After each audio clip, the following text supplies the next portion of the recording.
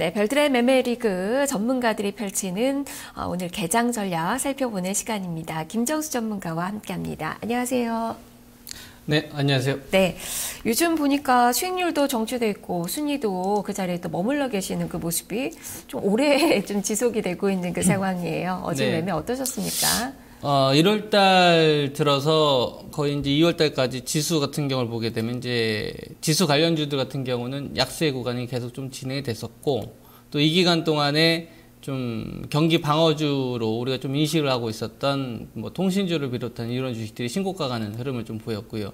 그 다음에 뭐 내수주라든가 이런 주식들이 기존의 좀 수출주와 완전히 좀 다른 강세 흐름을 좀 보였었기 때문에 이들 공략을 좀 좀 집중을 했었고, 그리고 이제 지난주에 비해서는 좀 수익률이 회복된 상태로 이렇게 보시면 될 것 같고요.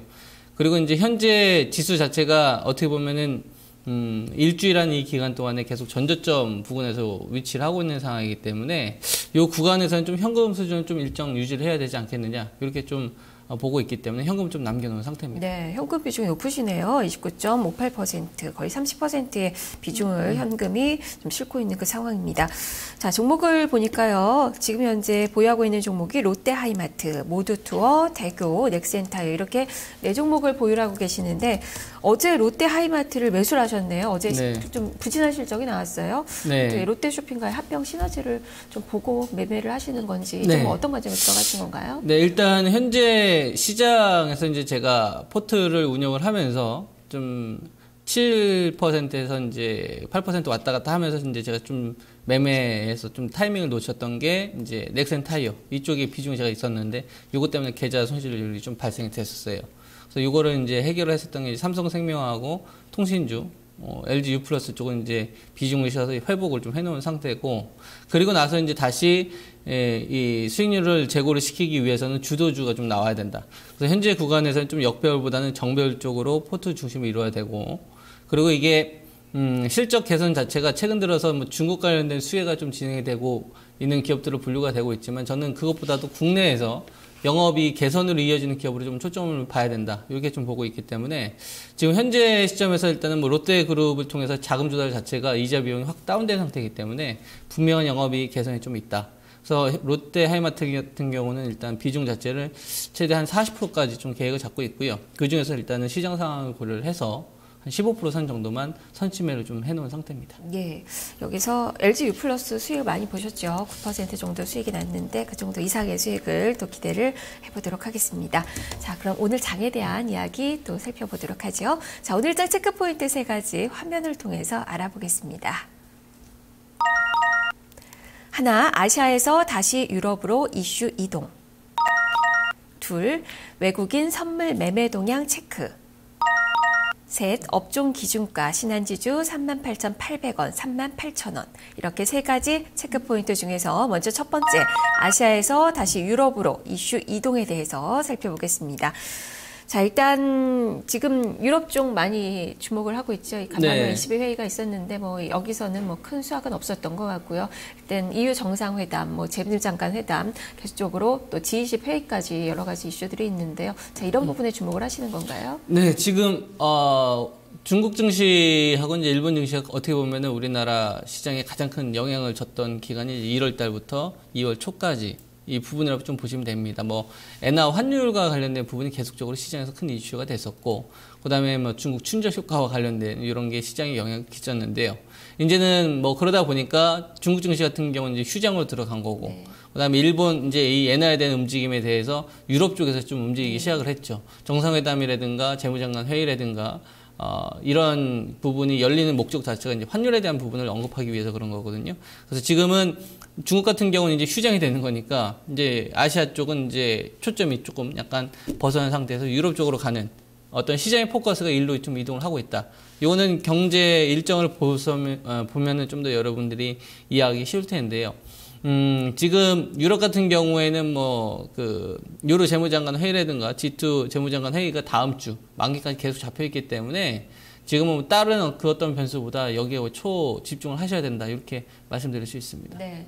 무엇보다 이제 환율에 대해서 좀 관심이 많이 모아지고 있는 그 시기인데 지금 엔화의 강세가 이제 가속화되고 있는 그 상황에서 유럽의 유로화의 강세도 지금 현재 나타나고 있는 그 구간이잖아요. 엔화 약세에 비해서 그 부분이 어느 정도 이 회의를 거치면서 좀 환율 전쟁으로 좀 이뤄지지 않을까라는 그런 생각도 좀 가져보게 됐는데 간밤에 22회의에서의 드라기 총재의 발언을 보니까 지금 적정한 수준이다. 지금 유로화는 유럽의 성장성, 경제 회복을 반영을 하고 있다라고 이야기를 해주고 있어요. 그런 측면에서 본다면 이런 그 환율의 구도는 계속 이어지는 걸까요? 이어지지 못합니다. 제가 봤을 때 이 환율은 이어질 수가 없어요. 왜 그러냐면은 일본 엔화 같은 경우가 현재 같은 속도로 진행을 하게 되면 뭐 엔화 약세의 수혜를 보는 기업들이 진행이 될 수는 있겠으나 그만큼 일본 측에서 부담해야 되는 채무 부담이 늘어납니다. 그러니까 일본 쪽에서도 계속적으로 이 약세 기조로 이어질 수 없다. 이쪽도 적정한 조율선이 필요하고요. 그 다음에 유럽 같은 경우 어떻게 보면은 우리나라에서 외국인들이 자금이 이탈이 됐던 게 유로화가 강세가 되면서 이제 자금이 이탈된 거거든요. 돈을 빌렸던 거를 유럽 은행들이 이제 갚아주는 이런 단계가 진행이 되었기 때문에. 근데 이제 이 부분이 이제 또 다시 이탈리아 총선을 비롯한 스페인 관련된 요 스캔들이 진행이 되게 되면 유로화가 재차 이 강세 흐름이 멈춰질 수가 있습니다. 그러니까 지금 이러한 상황에 부딪힌 거기 때문에 이러한 모임이 좀 진행이 되는 거고요. 그래서 현재와 같은 흐름은 절대로 이어지지 못한다. 그래서 반드시 그에 따른 좀 조정이 제가 봤을 때는 2월 중순 이후부터는 좀 우리가 진행될 수 있다. 이런 관점으로 봐야 되지 않겠느냐 말씀드릴 수 있을 것 같습니다. 그렇다면 우리 시장에서 종목별의 이 변화도 어느 정도 예측을 좀 해봐야 될 그 시기가 아닌가 싶네요. 자, 두 번째 체크 포인트로 점검을 해보겠습니다. 외국인 선물 매매 동향 체크. 외국인 투자가들 최근에 계속적으로 좀 매도 우위를 선물 시장에서 보이다가 어제는 또 약간이지만 환매수가 또 들어오는 그 모습이 나타났거든요. 어떻게 봐야 될까요? 잘 봐야 됩니다. 어떻게 봐야 되냐면 잘 봐야 되는데, 이게 이제 뭐 단순히 뭐 재밌으라고 이렇게 말씀드리는 부분은 아니고요. 의미가 좀 있는 건데요. 지금 시장이 불안불안하다 보니까 어떻게 보면은 이 손해가 더 커지는 거 아닌가 이렇게 생각하는 게 일반적인데 그렇게 생각하시면 안 돼요. 정반대로 생각하셔야 됩니다. 저도 이제 현금을 좀 유지를 하고 있으나 이 현금은 기회비용을 놓치지 않기 위해서 그런 겁니다. 주가가 떨어졌다가 회복되게 되면 최근에 OLED 관련된 주식들, 뭐 SFA라든가 덕산하이메탈이 거의 3일 연속 하늘 계속 날아가는 이런 흐름을 좀 보였었는데 이런 주식들이 얼마든지 나타날 수가 있습니다. 그러려면은 전제 조건이 필요한데 외인들이 거두었었던 이 지금 현재 취하고 있는 이 선물 매도 포지션이 반드시 환매수가 돼야 돼요. 그 흐름이 나오게 되면은 얼마든지 주식들은 이런 흐름이 확산될 수가 있다. 그걸 좀 기다리는 겁니다. 이거는 시장에서 지금 영향을 끼치고 있는 외국인들의 선물 매매 동향과 지수의 흐름을 좀 제가 준비한 차트가 있는데 이거 좀 보시게 되면은 더 많이 느낄 텐데요. 거의 선물 지수가 거의 지수에 절대적인 영향을 좀 끼치는 화면이 좀 보이실 겁니다. 이제 오후장 2시 좀 넘어가면서 이제 갑자기 선물 개인들 기관들이 좀 물량이 나와서 그렇지 거의 2시 한 30분까지는 외국인들이 지수와 거의 선물에 대한 매매가 방향이 같을 정도로 절대적으로 영향을 끼치고 있다. 그래서 외국인들의 선물 매도세가 일단 회수가 되는 흐름이 나오게 되면 발빠르게 좀 공격 준비를 적극적으로 하셔야 되고요. 반대로 그렇지 않고 이런 식으로 계속 좀 매도 압박을 하게 되게 되면 한 번 정도 좀 흔드는 흐름들이 좀 더 진행이 될 수 있다. 이런 식으로 방향을 같이 보셔야 된다. 이렇게 말씀드릴 수 있을 것 같습니다. 네.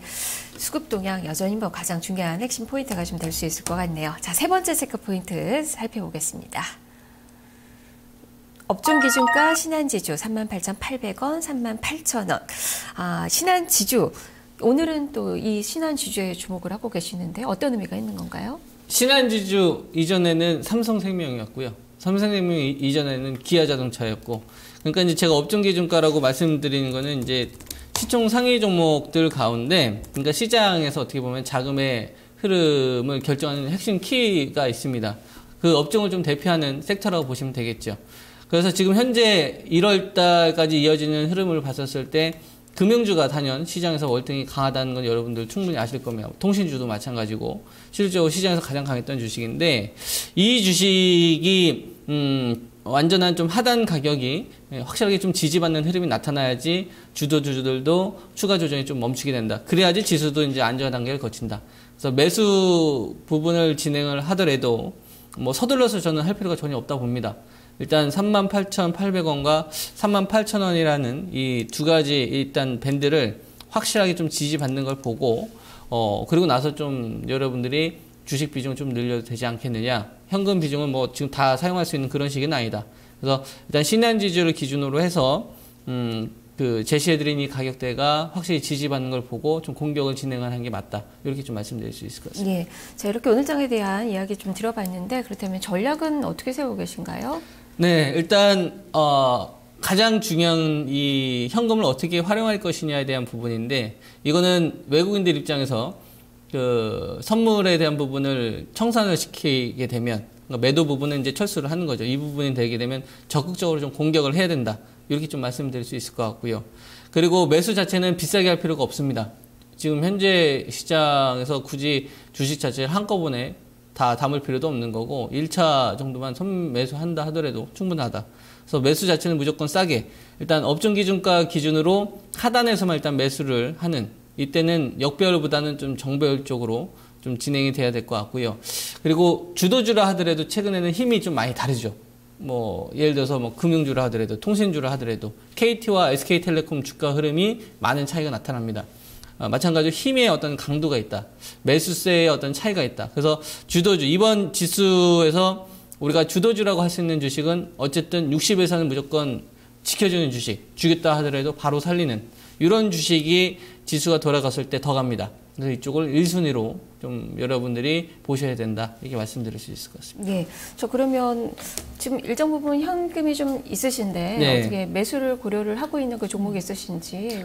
지금은 신규 매수 안 합니다. 신규 매수 안 하고 보유하고 있는 종목 정도만 비중 정도를 좀 더 확대 여부를 결정하면 될 것 같고요.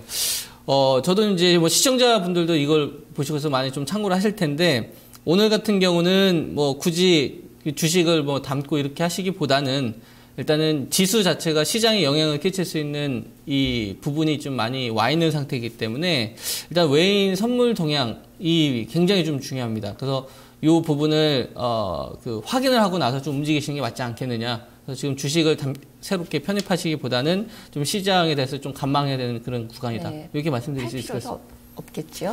팔아야 되는 주식과 사야 되는 주식은 위치는 많이 다른데요. 제 관점에서 말씀을 드린다면은 팔아야 되는 주식은 이제 주로 60일선 이하에 있는 주식을 차라리 반등이 나왔을 때 좀 이평선 저항권에서 매도를 하셔서 정배열 주식 쪽으로 이동을 해야 된다. 이 과정이 좀 여러분들이 만기 전후까지 해야 되는 만기까지 해야 되는 이런 부분이라고 말씀드릴 수 있습니다. 네, 알겠습니다. 말씀 잘 들었습니다. 네.